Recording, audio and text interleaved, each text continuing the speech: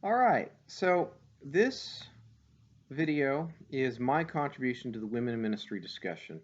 Normally, when I do the Women in Ministry discussion in class, what I like to do is I divide you guys up into three groups, and we get small 10-person groups having one day all to themselves, really discussing the issue. And so, for the most part, it becomes it's a very student-led, student-run class day, and I chime in a little bit here and there. Um, can't do that obviously, so we've got the discussion board. But I wanted to throw out a few things that I would usually throw out in the course of discussion. Um, so this will be my little contribution.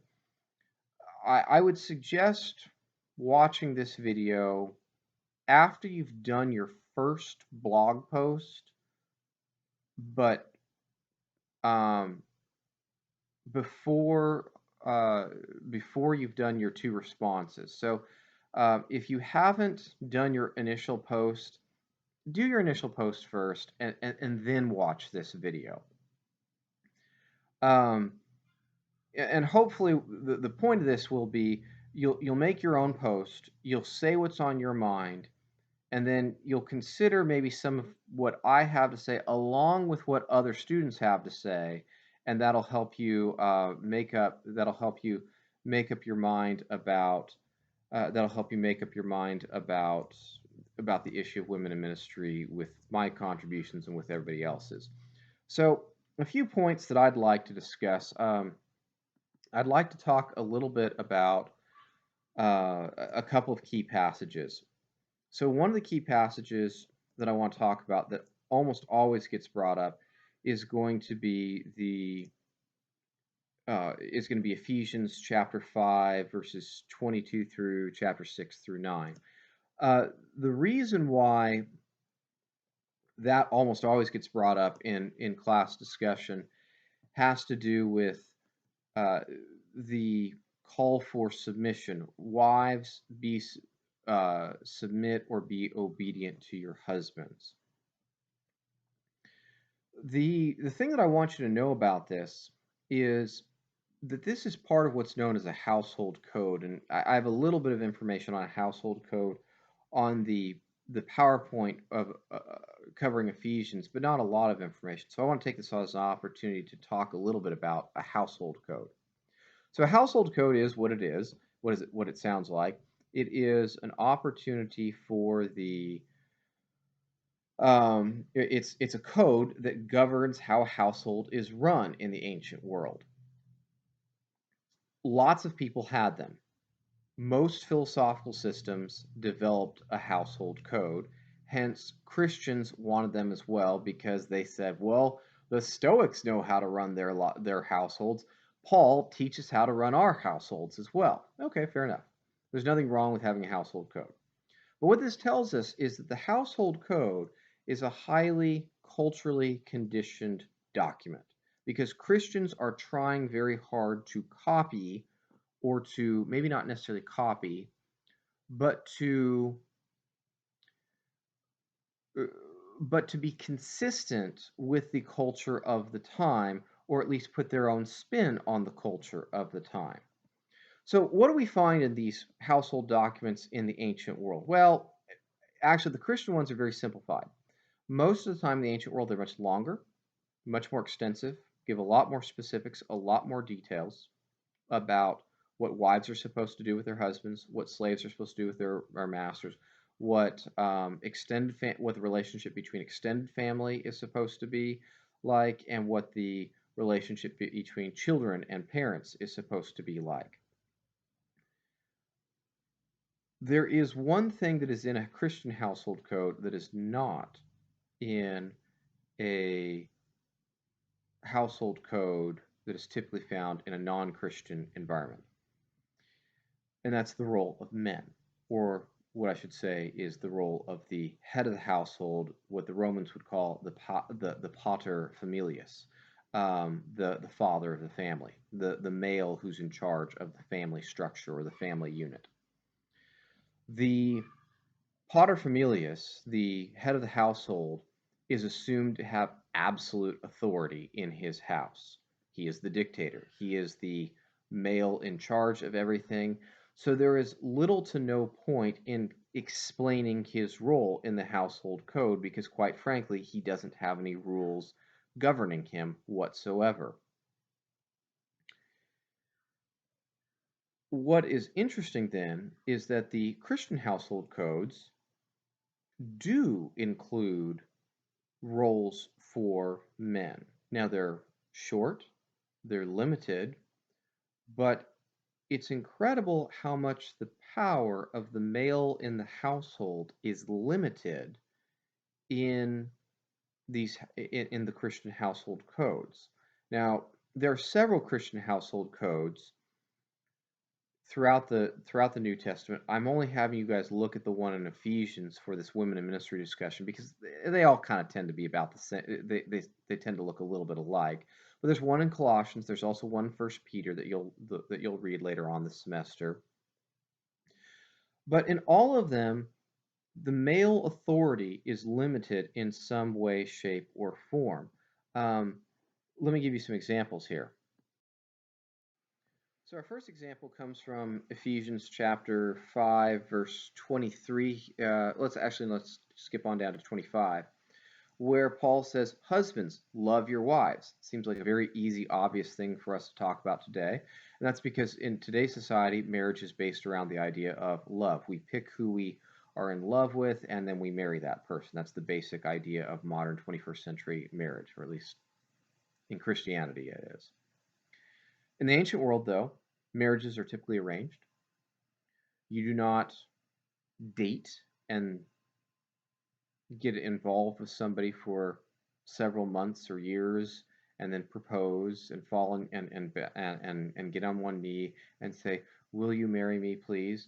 Most of the time, a marriage is picked out between a 15, 16-year-old boy and a 12 or 13, 14-year-old girl. That's the way it usually works.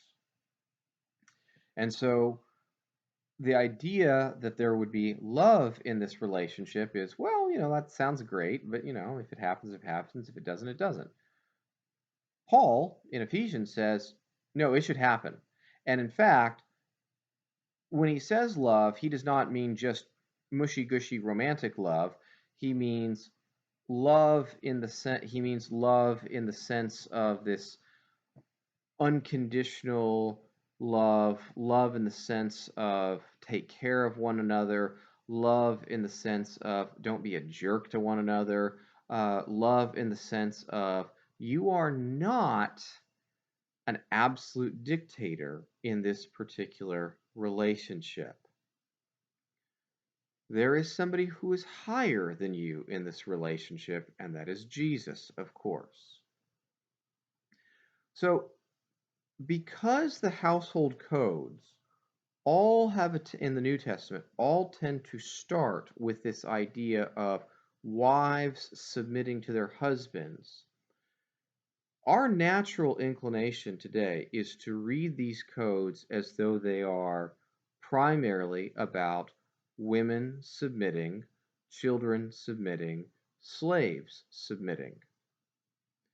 But every single time, what happens is that the husband or the father or the master's power is limited in that relationship in a way that it never would have been in other ancient world household codes.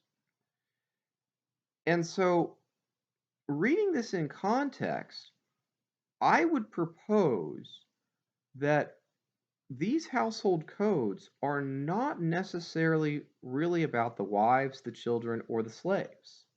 What they're really about are about the husband, the father, the master, the paterfamilias, the head of the household, and the household codes are primarily not trying to call for submission amongst these subservient people, but what they're primarily trying to do is limit the power of the males in this particular setting. So the household codes are really may have more to do with men than they do women. Now that doesn't necessarily mean that there's that doesn't necessarily mean you just completely ignore the call for submission there, but it is something that I think is worth seriously considering in how we approach these codes and what is the primary teaching behind them.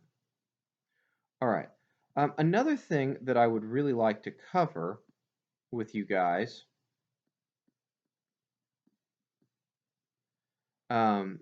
is the 2 Corinthians passages that I had you read. And the 2 Corinthians passages are oftentimes read by students as very negative passages of women.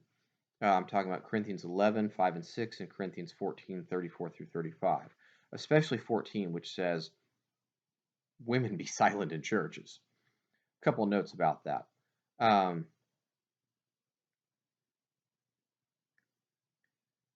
Anybody who dares to say that they follow the Bible 100% completely literally is probably lying, because I've never been in a church where women are asked to be completely and totally silent. I've always been in churches, whether they're allowed to preach or not, whether they're allowed to teach or not, they are always allowed to sing. They're always allowed to read scripture. They're always allowed to pray. So this is just a good, simple example of the fact that nobody reads the Bible completely literally. The question is, to what extent are you going to allow metaphorical, figurative language to factor into these kinds of things? So with that said, let's put the 2 Corinthians passages in conversation with one another. What I want you to notice is that in Corinthians 11, women are prophesying. And Paul doesn't say that's a bad thing. He just says they have to do it with a head covering. And the reason why he says they have to do it with a head covering is hair in the ancient world, especially women's hair, is closely tied to sexuality. So to put this roughly, to make a rough analogy here, if Paul was to give us 1 Corinthians today in a modern context, he would say, women prophesy, but when you do so, be modest in your attire. Don't wear a super low cut top or a super skimpy bikini or something like that when you're standing up preaching in front of people. And without trying to make this too much about women here, I think that the call for modesty for men is found in other places in the New Testament as well. So Paul is not so much calling for head coverings as a sign of women are inferior to men. It has a lot more to do with the head coverings have a lot more to do with sexual modesty than anything else. Now, continuing to put Corinthians in conversation, the 2 Corinthians passages in conversation with one another, it's worth noting here. Paul says women are prophesying, and he doesn't say that that's a bad thing. And he acknowledges it, and he says when they do it, they should do it with a head covering. So he's obviously okay with it. Now, I don't know about you, but I've never heard of somebody prophesying without speaking. So obviously these women are speaking, but Paul then later calls for them to be silent in Corinthians chapter 14. So we need to understand there's something going on here that goes beyond a surface level reading of women shut up or something like that. It could be that Paul is frustrated that women are uneducated and they're disrupting they're disrupting the church service because they are trying to ask their husbands what's going on, and this would be very distracting because assuming the Corinthians are following a gender segregated worship style, which was very common at the time. If a woman is sitting on the far side of the church and shouting out to her husband, "Hey, what's going on?" and he's sitting on the other side of the church, that would be very distracting. That'd be very frustrating for a lot of people. So Paul says, women, be quiet, talk to your husbands at home about these issues. That may be one explanation of what's going on. There are other explanations as well as to why Paul may be calling for women to be silent. Some people have thrown out the possibility that this is a later addition that was not actually written by Paul. It was something that was was something that was simply added. by later writers who had a more negative attitude towards women. And you'll find that explanation if you have that red New Oxford Annotated Bible. Read the footnote on 1 Corinthians 14:34 and 35. That'll explain that in a little more detail there. It's also possible this is what's known as a Corinthian slogan. Paul says, well, in all the churches of the saints, Paul is saying, well, you Corinthians like to say, well, in all the churches of the saints, women should be silent. And Paul says, okay, this is your slogan, and then he kind of goes on to say, to maybe sort of refute that. That's a possibility as well. Don't have a lot to say about the Timothy passages. The 2 John passage. This one is always a tricky one for people. Why is Dr. Wickman having us read 2 John when it comes to the issue of women in ministry? All right. I want you to take notice of who wrote 2 John.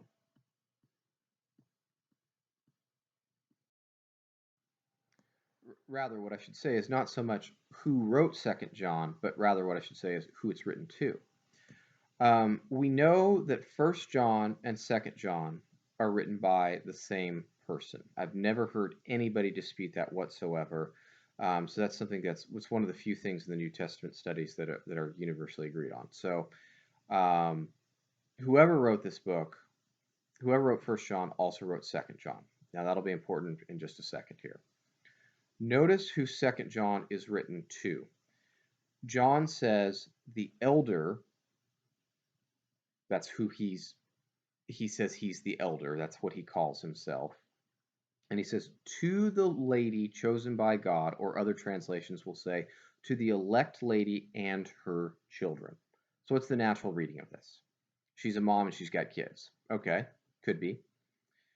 Another reading of this, and you'll find this in the footnotes of your, if you've got the red New Oxford Annotated Bible, and probably some other study Bibles as well will have this footnote, it'll suggest that the lady is symbolic of a church, which it makes some sense to me, but doesn't make sense to me on another level.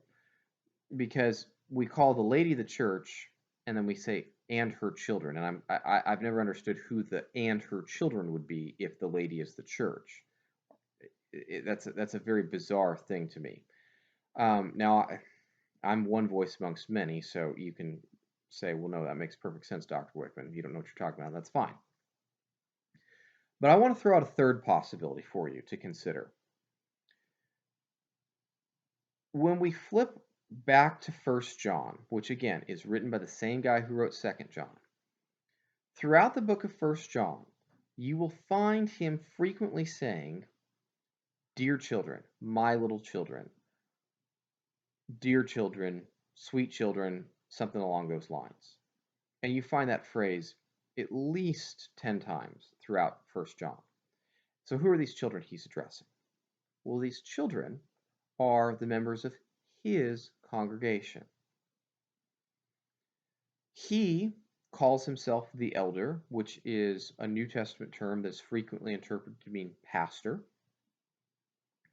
And so when he writes 1 John, he is writing as the pastor of his church to his dear or sweet or little children. So he uses the term children as a term to refer to the members of the congregation.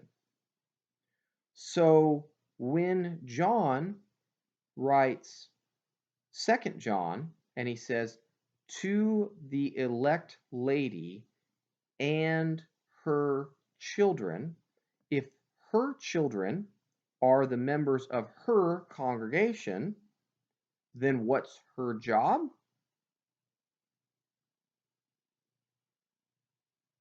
Probably, or at least possibly, this implies that she is actually a pastor. And so what we could have in 2 John is an example of a female pastor. Now that's not a guarantee, but that is one possible reading of 2 John.